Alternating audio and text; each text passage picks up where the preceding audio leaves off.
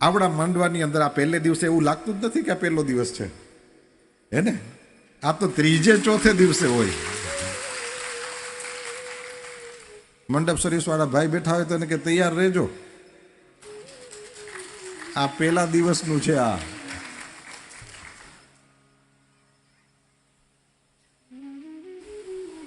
કામ કરવા વાળા આગળમાં તમારી આગળ જે કંઈ 10, 15, 20 જણા હશે, પણ સપોર્ટ કરવા માટે થઈને આખું ગામ આવી રીતે ઊભું હોય ને, એ અથવા તો આખો પંથક ઊભો હોય ને, ત્યારે ભાગવત સપ્તાહની રોનક છે.